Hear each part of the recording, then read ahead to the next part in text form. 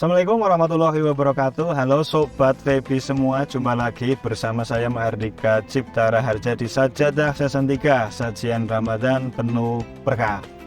Pada kesempatan kali ini kita akan nebeng bareng satu narasumber yang sudah tidak asing lagi. Beliau sekaligus dosen kita di Febi, keluarga besar Febi. Langsung saja kita sapa beliau, Bu Sofia. Gimana Bu Sofia kabarnya? Alhamdulillah baik.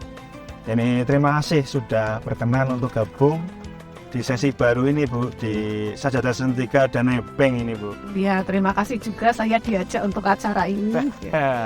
Jalan-jalan, nebeng. Jalan-jalan sore ditemani hujan sambil menanti buka puasa. Lancar Bu puasa? Alhamdulillah. Alhamdulillah.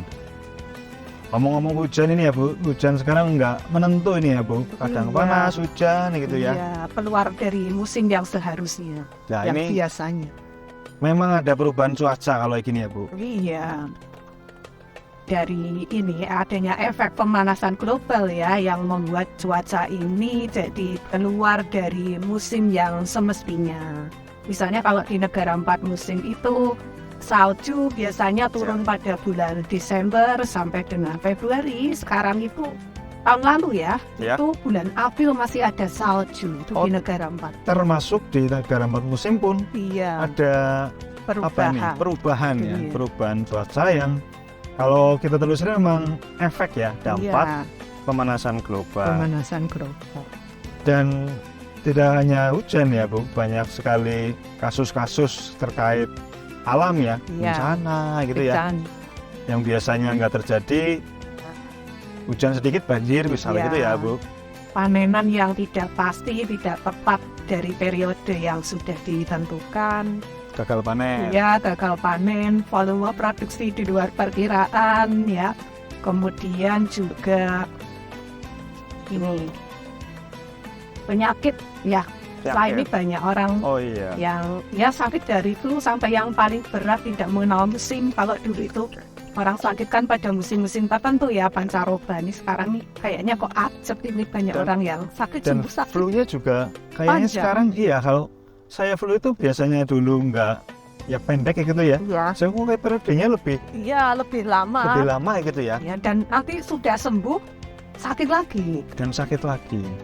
Akhirnya menarik ya nih Bu, kita obrolin, kita kaitkan dengan ekonomi, bisnis, ada yang mencoba merespon itu nggak mungkin dari masyarakat atau pasar ya gitu Bu? Ya, ada beberapa komunitas sekarang itu yang merespon keadaan ini, bagaimana cara membuat produk untuk memenuhi kebutuhan dan keinginan masyarakat itu tentunya yang sesuai dengan keselarasan. Yang pertama tentunya sesuai untuk mengurangi kerusakan lingkungan, dan yang kedua itu untuk meningkatkan kualitas kesehatan. Dan sebenarnya ini bukan tren baru ya, tapi semacam mengingatkan kita sebagai manusia untuk kembali pada fitrahnya gitu. Jadi manusia saat ini dengan berbagai macam produk industrialisasi besar-besaran yang sudah berbagai macam itu ditawarkan, hingga kita itu kadang lupa dengan wujud produk asli yang sebenarnya itu layak dikonsumsi. Dan itu sudah mulai ramai ya, komunitas ke arah sana ya? Ya, untuk mengembalikan manusia itu sebagaimana mestinya gitu, sebagai sifat kemanusiaannya.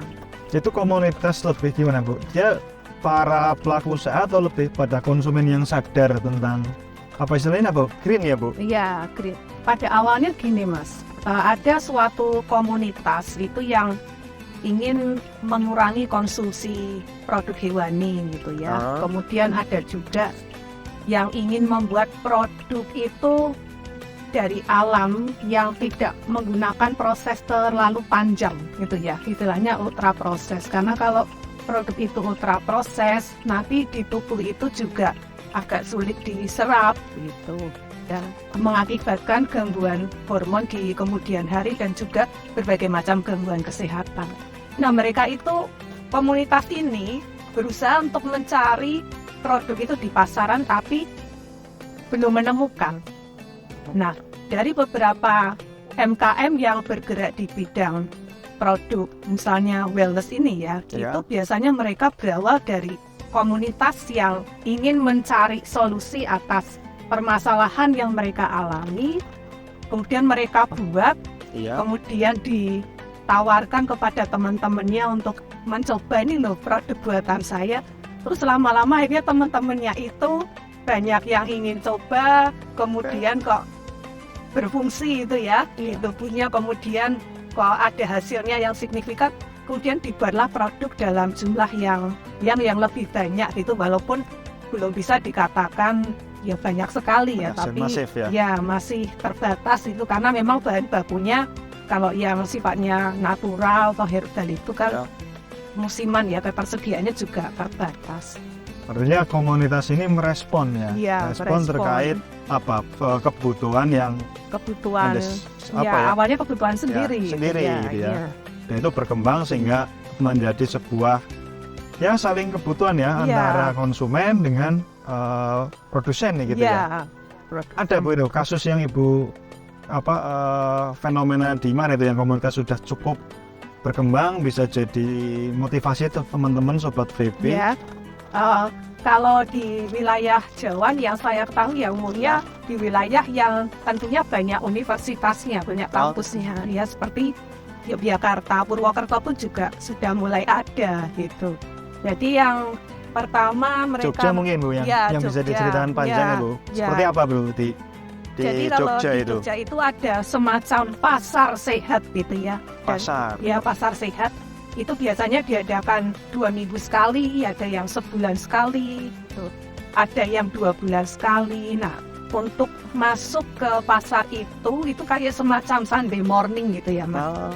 Hanya saja di sini produknya yang ditawarkan itu sustainable dan sebelum masuk itu ada kurasi dari komunitas tertentu itu, apakah produk itu memenuhi syarat gitu untuk dipamerkan gitu.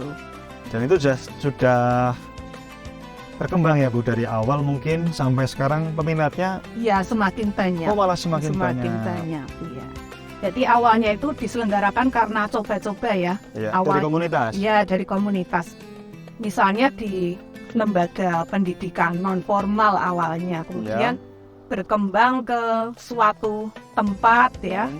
Kemudian pinjam kafe gitu ada. Kemudian di halaman hotel di bagian depan itu ada dan mencari tempat-tempat yang strategis awalnya ya 3 bulan sekali, kemudian kok ada peminatnya, kemudian diadakan frekuensinya lebih sering lagi dan sekarang ada yang menyelenggarakan 2 minggu sekali dan ada rencana tiap minggu gitu. Tiap minggu. Iya. Oke, dan kalau bicara produknya itu Ya. di para pelaku usaha ini pemainnya besar-besar atau bahkan ada juga UMKM yang Justru malah di situ. UMKM termasuk juga diantaranya kelompok dari mahasiswa ya perguruan tinggi. UMKM malah yang Ya, banyak UMKM. mendorong ya. Ya, UMKM. Jadi karena UMKM ini kalau saya tanya ya mereka Ya. awal usahanya gimana, kebanyakan mereka awal usaha itu karena mencari solusi atas permasalahan yang mereka miliki gitu. Jadi ada yang punya sakit menahun, nggak sembuh-sembuh gitu ya. Kemudian dia tuh belajar apa makanan yang cocok buat saya. Ternyata ada beberapa yang kemudian memproduksi bahan pangan gitu ya. Seperti misalnya beras ya. Oke. Nah, beras itu kalau yang sejatinya optimal untuk diserap itu yang diaktifasi. Yang diaktifasi itu ya direndam dulu 8 sampai 12 jam sebelum dimasak. Cuma kalau kita kan sebagai warga biasa ya kalau mau masak beras, nasi ya. harus merendam Selama beras. itu. Selama itu kan tidak telaten gitu ya. Nah ini ada suatu usaha UMKM yang menawarkan beras aktivasi, bukan hanya beras tapi juga biji-bijian. Karena memang jenis tanaman pangan yang bentuknya biji-bijian termasuk beras itu baiknya sebelum dikonsumsi harus direndam dulu dalam waktu yang ya cukup lama rentangnya. Nah itu ada suatu UMKM yang bergerak di bidang itu menawarkan beras dan biji-bijian aktivasi. Jadi kalau yang dijual itu kan kebanyakan hanya organik tapi tidak diaktifasi. Nah, ini sudah dibuat organik dan diaktifasi, jadi sudah direndam 8-12 jam, kemudian dijemur, kemudian diproses dengan kemasan tertentu ya, ada jangka waktu expirednya dan ditawarkan kepada konsumen yang memang membutuhkan. Dan mengapa? Karena dianggapnya beras yang diaktifasi ini lebih ringan cerna daripada yang tidak diaktifasi. Jadi yang dijual itu beras. Ya. Hanya prosesnya tidak, kalau dulu kan trennya hanya berhenti di proses produksi ya, di Ya. organik lah gitu Ya, ya. ya. Nah, ini ada proses lebih lanjut sebelum Ya. dijual lagi, tapi Ya. tetap dalam bentuk beras. Ya, ini untuk memudahkan bagi masyarakat yang ingin masak beras tapi tidak ingin Itu pun menunggu waktu gitu. dituntut karena ada kebutuhan tadi ya, Ya. kesehatan, Ya, terutama yang kesehatan. ringan cerna. Ringan Ya, cerna. ringan cerna. Oke. Dan itu ya Sobat TV cukup menarik ini ya, bahwa fenomena kita bicaranya green ya, green business ini bukan dari pemain besar malah ini Ya, kalau dari di Jogja. UMKM. UMKM yang notabene berarti dari bawah ini, dari kalangan bottom ya, Ya. untuk bisa berkembang ya nanti mungkin strateginya bottom up ya Bu, Iya, untuk bisa berkembang. Dan mungkin bicara ragam tadi, bukan tadi salah satu itu beras ya. iya. Mungkin ada nggak produk-produk lain ini yang Yang sedang terkait ya? ya sayuran Apa segar ya, karena Sayuran. sekarang itu kan ada gerakan Indonesia makan sayur gitu Nah, ya. Itu pun masuk di dalam Ya, komunitas pembahasan ya tersebut. masuk. Hanya saja memang masyarakat Indonesia ini sebenarnya kalau disuguhi sayur dan buah-buahan itu melimpah, hanya minat untuk mengkonsumsinya itu yang sebagian besar masih kurang ya. Nah, kalaupun ada beberapa komunitas yang sudah sadar tentang pentingnya konsumsi sayuran dan buah-buahan, mereka masih ada yang meragukan ini sayuran atau buah-buahan itu cara menanamnya bagaimana, apakah disemprot dengan pestisida atau tidak gitu. Karena kan kalau untuk sayuran agak rawan ya yang disiram Oke, dengan isu yang pestisida. Banyak disoroti pestisida kalau sayur, buah, itu sayur buah. seperti brokoli, Ya. kemudian daun bayam ya. Dan kalau buah-buahan itu stroberi yang disoroti gitu. Nah, dari sini kemudian bagaimana mengelola ya sayuran tersebut dan juga buah-buahan yang kulitnya tipis untuk dikonsumsi itu cara penanamannya dengan cara yang organik, kemudian pupuknya juga yang alami yang tidak banyak menggunakan pestisida itu. Itu untuk yang kelompok Sayuran, ya sayuran. pertanian ya. Pertanian. Pertanian. Ada lagi nggak Bu yang mungkin menarik bisa di share ini ke Sobat Sepi semua tentang dunia green business ini? Ya, kemarin itu saya melihat iklan salah satu usaha pengolahan makanan ya yang berbasis sustainability dari salah satu UMKM di Purwokerto itu. Oh, lokal ini di Purwokerto? Iya, ada. Gimana itu Bu? Saya namanya tuh lupa, tapi saya lihat iklannya. Itu suatu UMKM-nya menawarkan produk ya. Di antaranya itu pembuatan makanan olahan, kue kering. Jadi membuat slogan bahwa kuenya itu dibuat dari susu dan juga telur yang telurnya tuh dari ayam yang cage free. Artinya telur itu diternakkan dengan cara ayam itu tidak di kandang. Oke. Ya, itu. Kemudian ayamnya juga diberi makanan yang tidak ada tambahan hormon ataupun banyak makanan kemasan gitu ya, buatan. Kemudian juga susu yang digunakan ini adalah grass fed ya, di mana susu itu dari sapi yang memang dikasih makan rumput gitu. Jadi bukan dikasih makanan buatan atau disuntik hormon. Itu untuk tadi apa? Pembuatan kue, iya. Sekelas kue pun Sekelas kue pun kesadarannya mencari, sampai iya, sudah sampai ke sana. bulunya gitu. sampai ke telur, sampai ke Iya. bagaimana iya, telur itu iya. dihasilkan ya. Ya, dan kemudian susu dari sapi yang dikasih makan rumput itu nanti olahannya sudah dipikirkan bagaimana nanti buat butter ya atau mentega, kemudian juga susu yang bisa diminum gitu. Kemudian ada juga keju ya. Sudah dipikirkan tuh oleh salah satu UMKM di Purwokerto ini. Gitu. Tapi itu secara kan kaitannya sama kesehatan mungkin ini ya, Bu, ya? Iya. Terdukung ya dan Iya. terkonfirmasi oleh beberapa ahli kesehatan bahwa tadi bla bla bla telur yang dari kimia dan lain sebagainya, bukan pakan rumput, itu ada resiko mungkin ya? Ya, ini terutama kalau untuk yang mempunyai alergi tertentu ya. Ya, seperti alergi diri itu kan beberapa ada. Mungkin ada juga yang gangguan pencernaan, itu ada yang diminta untuk mengurangi produk-produk susu olahan itu kan.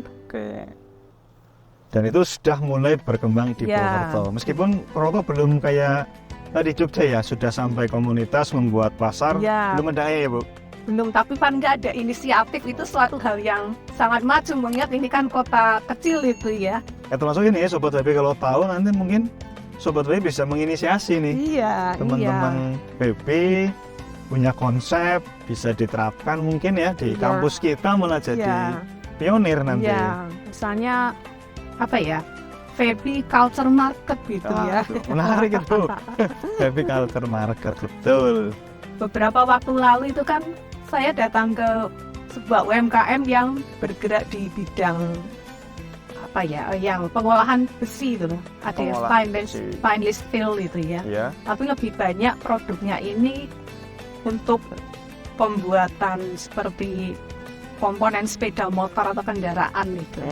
Nah, sementara di sisi lain sekarang ada sebagian masyarakat itu yang sangat ingin meningkatkan kualitas hidup sehatnya, bukan hanya dari jenis makanannya saja, tapi juga dari produk dan perlengkapan dapur yang mendukung. Ya, diantaranya adalah seperti perlengkapan dapur yang food grade itu ya, yang ramah untuk pengolahan masakan hingga tidak menimbulkan kontaminasi atau alergi. Dan juga peralatan dapur seperti panci, kemudian pan atau wajan. Ini yang dibuat dari stainless steel atau iron cast gitu. Jadi berkembang juga selain langsung di makanannya, ke peralatan dan perlengkapan dapur. Alat dan perlengkapan dapurnya juga mulai mengarah ke sana. Jadi semuanya holistik gitu, bukan hanya bagian-bagian makanan saja atau bahkan berkembang ke yang tidak terkait makanan. Perilaku mungkin fashion mungkin kan nggak terlalu makanan, itu ada yang sampai ke situ? Ada, hanya saja fashion itu belum terlalu booming ya, karena frekuensi penggunaan fashion itu kan tidak sebanyak mengkonsumsi makanan ya. Kita konsumsi makanan kan bisa sehari 3 kali, tapi orang untuk menggunakan fashion itu kan kadang setahun sekali, ada yang setahun 2 kali, yang life cycle-nya ya tidak terlalu sering gitu. Tapi itu juga mulai ada apa? Ada perkembangan ke arah ke green itu juga. Ya, ada ke arah ke green. Jadi bagaimana kita memodifikasi baju-baju kita yang sudah lama untuk terlihat lebih baru, itu bagaimana gitu. Tapi kalau di Jogja itu ada suatu komunitas ya yang memberi edukasi itu sampai ke sekolah-sekolah kepada siswa-siswa untuk istilahnya mendaur ulang baju-baju mereka yang dianggap sudah kuno atau mungkin kayaknya sudah lusuh, itu nanti bisa diperbaiki lagi, diperbarui lagi hingga menjadi model yang lebih kekinian daripada menjadi sampah. Ya, daripada membuangnya jadi sampah itu. Sampahnya kan menumpuk, karena sampah dari kain usaha fashion ini atau garment itu juga cukup banyak gitu. Menarik sekali ya Sobat WP, bahwa perkembangan tadi ya, kesadaran ke alam ya, mungkin kita sebutnya sustainability ya. Kalau kita potret perilakunya sudah mulai berdampak pada bagaimana pelaku usaha merespon itu. Dan menariknya tidak hanya terbatas pada makanan ya. Mulai berkembang ke hal lain, termasuk tadi fashion pun mulai ada gaung ataupun perilaku gitu ya, untuk mencoba mengarah ke sana, ke sustainability. Perlengkapan dapur dan peralatannya juga termasuk tadi perlengkapan dapur ya, masak tidak hanya melihat makanannya saja, tapi alat-alatnya dilihat juga. Karena sekarang saya tuh melihat suatu produk yang dihasilkan UMKM ada ya, yang lebih fokus kepada produk yang support untuk kesehatan dan lingkungan, itu ada labelnya ya. Jadi yang pertama label halal, itu jelas ya untuk yang muslim. Yang kedua ada label kalau dibuat dari tanaman yang dapat sertifikat organik itu. Kemudian yang ketiga itu ada label penggunaan alat masak. Nah, itu sudah ada juga. Di dalam alat masaknya ya? Iya, di level Oh, produknya bagian diolah bungkus, dengan iya, diolah dengan peralatan masak yang tidak mengkontaminasi makanan itu. artinya dari sisi kemasan saja sekarang banyak pertimbangan. Iya, ya. banyak pertimbangan. Tidak hanya halal gitu Iya. ya, kalau kita diumumkan mungkin lagi ramainya halal, terus di lain sisi ternyata ada beberapa masyarakat yang sudah aware lebih gitu ya, Lebih, tidak hanya halal iya. saja. So menarik ya Sobat Febi, itu bisa menjadi ilmu baru sekaligus peluang ya, bisa Iya, memaksimalkan karena di Purwokerto belum banyak. gitu ya, dan terbukti di kota lain bisa berkembang ya, bisa berkembang. Ini lebih baik lagi karena Purwokerto termasuk juga kota pelajar ya, banyak perguruan tinggi. Itu kalau ada kerjasama dengan pengembangan dari perguruan tinggi ya, tempat itu pasti akan lebih Integratif berkembang. ya? Iya, integratif. Begitu Sobat Febi, ngobrol kita hari ini, sore ini bersama Bu Sofi. Menarik sekali ya bahwa dunia tentang green ya, tidak hanya kamus kita yang green gitu ya, karena green itu adalah konsep menarik untuk bisa dipelajari oleh kita, sekaligus menarik juga untuk diimplementasikan karena ya secara bisnis Iya, cukup menjanjikan gitu ya ke depan. Itu terima kasih banyak ini Bu Sofi atas waktu, ilmu dan pengalamannya. Iya. Semoga tidak bosan. Ya, semoga ada kesempatan lain lagi untuk bercerita hal yang lebih panjang itu ya. Demikian dari saya Mahardika Cipta Raharja. Terima kasih banyak pada Sobat Febi semua. Jangan lupa ya, selalu rutin mantau YouTube kita, salah khususnya ini di bulan Ramadan ini, karena insya Allah 1 bulan ini kita akan menemani Sobat Febi semua dengan sajian Ramadan penuh berkah di Sajadah Season 3 ini. Jumpa lagi di lain kesempatan. Mohon maaf atas segala kekurangan, saya akhiri. Wassalamualaikum warahmatullahi wabarakatuh. Makasih Bu. Ya, sama-sama. Cut. Wis pegel urung, Bro.